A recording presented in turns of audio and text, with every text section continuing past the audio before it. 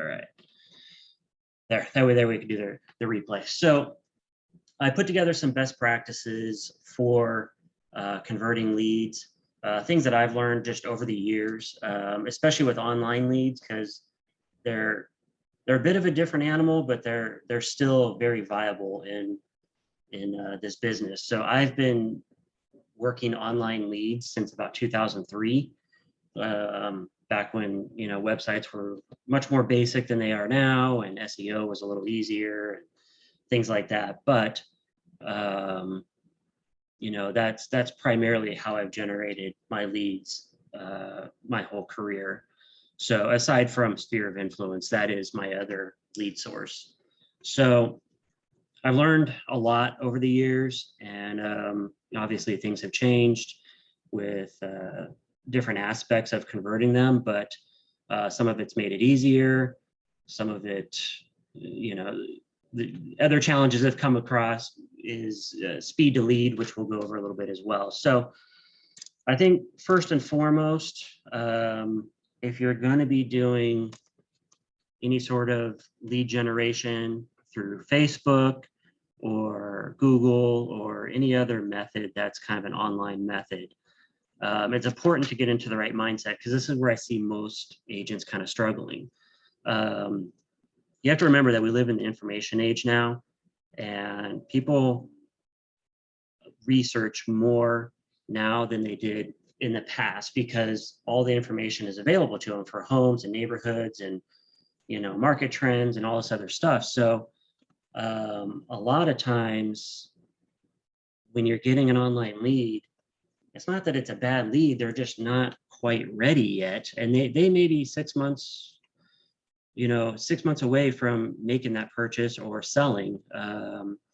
So that leads me to point two, give it time. Most agents are looking to generate the leads via social media, internet searches. Internet leads are not necessarily leads. They are prospects. So it's people providing a contact. They may or may not want to be contacted right away, but if you get an actual good contact, then I consider that a good prospect, because then they just need to go into the nurture stage, basically. So don't consider, a lead that doesn't answer the phone right away necessarily a bad lead. And I think that's where a lot of agents kind of get frustrated. Like, oh, I got this contact number, but I couldn't get a hold of them. I called them once or twice, they didn't answer, or they said they're not interested or something like that. That's still good. You have someone's contact. They're obviously, buying or selling a home is on their mind. Prospects versus leads. So until I actually have a conversation with them, I consider them a prospect. And that would be some sort of phone conversation. So keep that in mind as well, to limit your frustrations. We're just putting these people into the database. There's that old saying, contacts create contracts. The more of these leads you have coming in, the better chance one of them is going to turn into an actual client pretty soon. Get your systems in place. So knowing that your prospects may not convert into active clients right away, you're going to want to have a really good contact management system or follow-up system with automation in there to make your life easier, especially if you're throwing some dollars at Facebook or Google, and you have a lot of these prospects coming in. Having the CRM in place is probably the most important thing in converting these leads. Otherwise, if you're getting all these leads and you're calling them once or twice, and then you're kind of putting them on the back burner, they're just going to end up dying, and you're going to waste your marketing dollars, and you're just going to get frustrated with it. So be sure to get your contact management in place. There's a ton of them out there. Some of them are free, some of them are really expensive. I have a little breakdown at the end of this of some of the most popular ones in the industry, and then some of the pricing that they have. This is also really important. Make a commitment. If you are saying, okay, I'm going to start throwing some dollars at marketing, budget out for at least 6 months that you're going to pay for your contact management and your ad spend, or wherever you're going to get your leads from. Commit to that price or that cost for at least 6 months. If you can do it for a year, that's great. If you can maybe, pay for the entire year up front, that's even better. That's generally what I do when I go into a new system, is I see if I could just pay for the whole year up front, so I don't have to think about that cost all the time. This will just help you. It'll give you a better chance of success if you've budgeted out, okay, for 6 months, we're going to do this, and I'm committed to that, because you have to give this kind of stuff some time to work and get the pipeline growing. With that, make adjustments as you go. So if you put your ad spend into place and you're doing okay, you're going to want to, make some adjustments on a weekly basis, maybe every few days in the beginning, and then you'll start to see the results, and you're going to get the volume and the quality of lead that you want after making some adjustments. Same thing with the contact management system. If you have a follow-up sequence in there for texting or emailing or video drops or anything like that, you'll want to make some adjustments just based on feedback, or maybe times that the follow-up sequence starts. Maybe it's every couple of days. Maybe it's too aggressive in the beginning and you need to spread out the contact points a little bit. So that'll help you to increase the volume and lower your cost per lead. You're never going to nail it the first time around. I mean, Leo's on the webinar. That's all he does is, make ads and test, and then make adjustments on targeting and everything else. So I mean, he goes through a lot of adjustments in the beginning when he launches a new campaign for the agents. So keep that in mind. And also set up both short-term and long-term follow-up campaigns within your CRM. So learn how to use it really well, and then have your campaigns in there. The short-term campaign should be more aggressive. Maybe it's a follow-up sequence that happens, there's a couple triggers for the first day that the lead comes in or the prospect comes in, where they get some sort of communication from you right away, and then again maybe later in the day, and then again the next day, and then you start spacing it out a little bit over maybe 6 to 9 weeks. And then after that, if you're not really getting in contact with this prospect, put them into a long-term campaign after that, where maybe they're just getting a reach out every once a week or every couple weeks, and just let it kind of incubate for a 12-month period, because those leads, they will come back alive. You'll find I have some that come back around. They've been getting stuff for me for a year, sometimes 2, and all of a sudden I'll get an email from them saying they want to go check out one of the homes. And so generally I don't always know who it is. They've been receiving stuff for me for quite a while, but we haven't been in communication, so that's kind of their first communication back. But they appreciate you following up with them, even if it is automation. They do appreciate you staying in front of them, and if they are seriously looking at a house, they're going to use some agent. So staying in front of them is key with conversion. So I broke down 6 steps to turn the prospects into leads, and then leads into real clients. So number 1 is super important. If you're generating these leads, no matter where it is, the statistics show that 78% of them go to the first responder.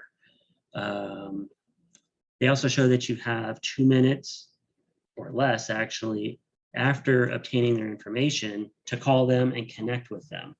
Depending on the lead source, it could be as little as 30 seconds. So after 2 minutes, your chances of making a connection with the prospect drop significantly with every passing minute. This is especially true if you're paying for any sort of, like a Realtor.com or a Zillow or anything like that, because those prospects are searching on that site for homes, and they may fill out multiple forms. They may make multiple inquiries. So it's important to be the first one as quick as possible to get back to them. Secondly, I like to call it the land, sea, and air method, which is basically call, text, email. So as soon as I receive a contact, I make an attempt to call them first, obviously within that 2-minute window. If I don't get an answer, I leave a message and then I send a text message. And then after sending the text message, I also follow up with an email. And this is obviously if you've received phone number and email in the contact information. If you're using a good CRM that has the automation, they should do the text and the email function for you kind of simultaneously. So that's another good reason for having the CRM. It's just less work for you in all of this follow-up process. If you have one that has a voicemail drop, maybe you want to use that feature as well.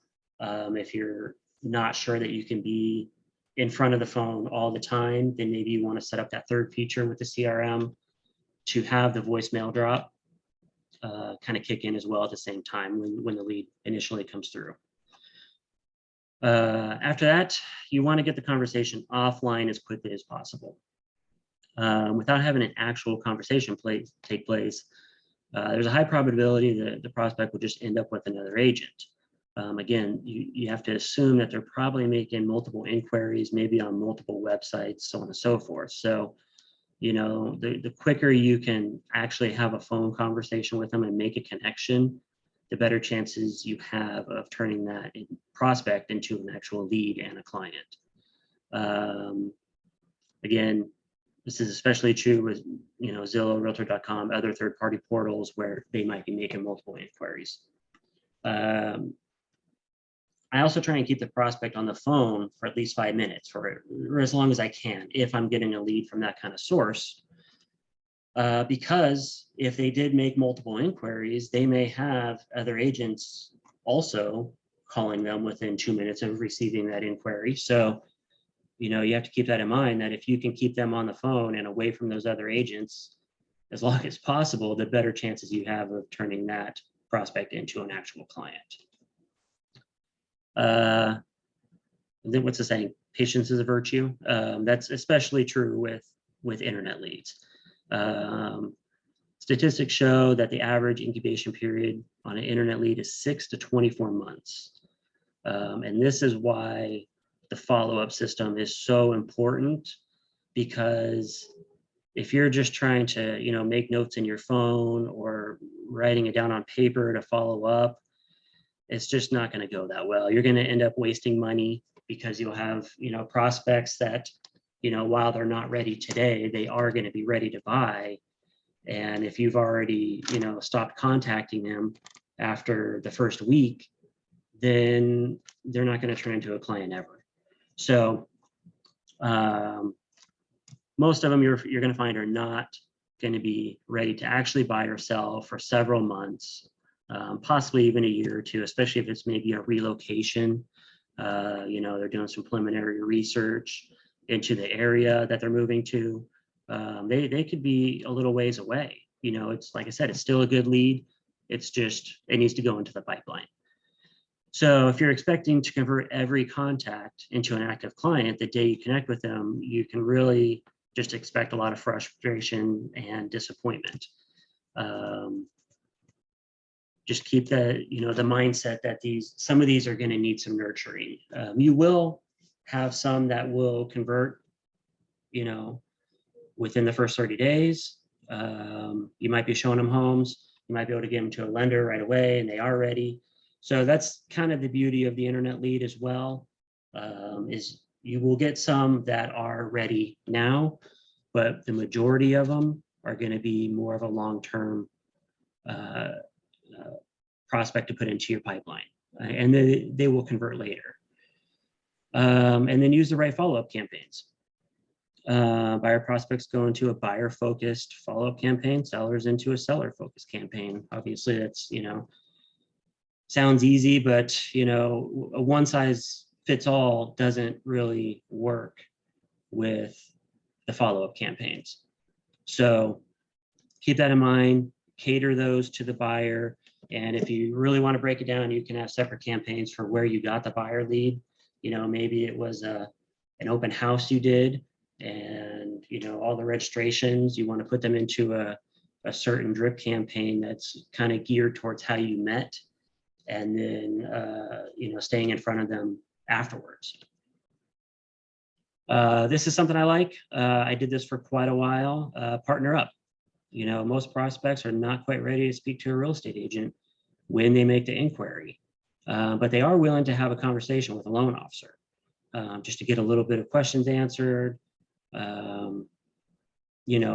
Sometimes it's just not more non-committal, I guess, when they talk to the loan officer first. So a great way to convert some of these leads is partner up with like a really personable loan officer who's willing to help make some calls, convert some prospects into leads. I worked with someone for a number of years who was just really, really good on the phone. She was well-spoken, and I would create the leads, and every time I got one, she would also get copied in on it, and we just kind of tag teamed them. Sometimes those leads would be more willing to talk to her first rather than me, and then so she would kind of get them warmed up and get them, pre-approved or whatever, and then she would say, hey, contact Travis, and he'll get you going with, showing homes and on a home search and so on and so forth. So think about partnering up. It's a great way to help tag team the leads. So when you're doing your campaigns in the contact management system, here's some suggestions on, some of the messaging that you should have within your contact management follow-up. So try to get them off the third-party search sites. We don't want them on Zillow. We don't want them on Realtor.com or Redfin searching around. These are industry favorites with the consumers, and the quicker we can get them off these sites and away from other competing agents, the better. So try to get them onto your own website, search system, or automation from your MLS. That's also a good thing. I set up a search for every prospect that comes through in my MLS, and I just drip them homes for many, many months until they reach out or they unsubscribe, basically. A decent IDX search on your website will allow you to set up the listing alerts. So a lot of times, depending on where they come in on the website, you can go into your dashboard of your contact management system or your IDX and set up a search with listing alerts that brings them back to your website again. Because again, we don't want them on these third-party search sites. Add value to your messages, such as answering common questions, regular market updates. You can get those from Altos Market Research, and I'll send out this PDF afterwards. I have a few links in here. You can get a free account with Altos through some of our escrow reps. So if you need that information, let me know. But they've got some really good market stats in there. Or you can just get it straight from your MLS. It's pretty easy to follow inventory and set up your own little searches in there. They also have a lot of data in there. Monthly newsletters, pretty underrated. It's an easy thing. There's a lot of providers out there that will generate this for you and send it out, or they'll generate it for you and you can put it in to your sequence for following up. Invite them to your social media channels. So if you have a really good Facebook page that you're working, invite them over. If you're, I guess more brave and you want to invite them to your personal social media, they'll get to know you a little bit. If you're posting your sales or homes you're showing or anything like that, they want to see that you're working, and you're out there and you're active. So, and they'll get to know your personality a little bit, and you'll see a quicker conversion rate sometimes when they actually get to know you. They're basically, going to be Facebook stalking you. They may not interact, but they're at least watching your activity. Incorporate video into your follow-up messages. over 95% of people find video helpful when making purchase decisions online. So making short but valuable video messages, especially the introduction. So maybe your first text message or email to them is a video message, just introducing yourself, talking about, maybe some services that you offer. Nothing really long, but, it would really bring the connection together using the video on the introduction. So think about incorporating that kind of stuff. It doesn't have to be a high quality one. It could just be, cell phone video. It just depends on, what you have for that. Provide links to client testimonials. So if you have reviews on Google or somewhere else, provide links to those within your follow-up sequence. So, these are some ideas that you can add into your contact management follow-up to help engage them a little bit better and get them tied to you a little bit more. Seller focus is going to be kind of similar. Obviously, again, we want to get them off Zillow. So there's a few sites out there that are built for real estate agents to provide monthly home value report updates, and they'll just do it for you automatically. One of those is Homebot. I have an account with Homebot. I put all my seller leads in there, and I tell you, the engagement is actually really good. It's almost 40% of the contacts I put in there stay engaged with the content that Homebot puts out, and they do home value updates and things like that. So check that one out. There's a few other ones out there, but that's the one that I am currently using. I've been using it for about 1.5 years, and I get responses, and I have a couple actually in the pipeline for listing as well. So check that one out. Similar to your buyer campaigns, add value to your messages, such as answering common seller questions. Maybe it's staging questions or curb appeal, or selling on a contingency of purchasing another home, so on and so forth. Provide market updates that focus on inventory levels, sales statistics for your farm, market data relating to consumer confidence in the housing market. Try and be a little deeper with the value that you're offering them.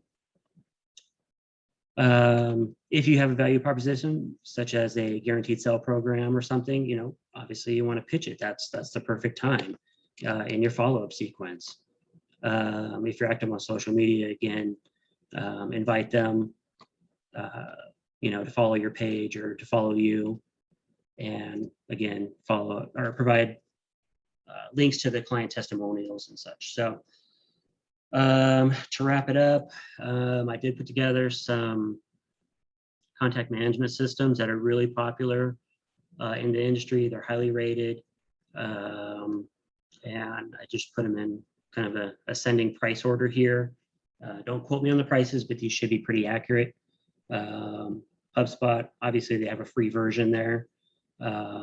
It's not going to do some of the good automation though that I was talking about. So when you get a little further down into these paid ones, then you'll start getting some of the automation where, when the prospect comes in, then they're automatically going to get a text message from you, from your system. They're automatically going to get an email from the system, and that's what you really want to convert these leads at a high level. We are going to be moving on from agent marketing to Sierra Interactive. One of our agents, Steve's been using Sierra for a couple of years. The majority of his business has come from Sierra, and the excellent CRM that they have over there, it has all these features. You can embed video. There's just a lot of really good things with this contact management, and I'm really excited to actually roll this out. So if anybody's interested in looking or getting into place a really good CRM for a really good discount, we can get you set up in the upcoming months. But I'm really excited to roll that out. These other ones down here, they're super expensive, but you know, the agents that use them do swear by them. They do a lot more than just contact management. So that's why those prices are so high. But if you're just kind of getting started out, you know, you probably want to be more, you know, in this top half here of systems that you would look into. So that's about all I have for today. If anybody has questions, obviously, you know, type them in the chat, or I think you should be able to speak if you had any questions on anything, or you can just get with me offline as well. We can go over some things a little more in depth. So I don't see anything in the chat. So I'll go ahead and wrap it up. Again, go ahead and reach out to me if you want to go deeper on any of these. I hope everybody has a good week, and we'll talk to you soon. Thanks, Travis. No problem.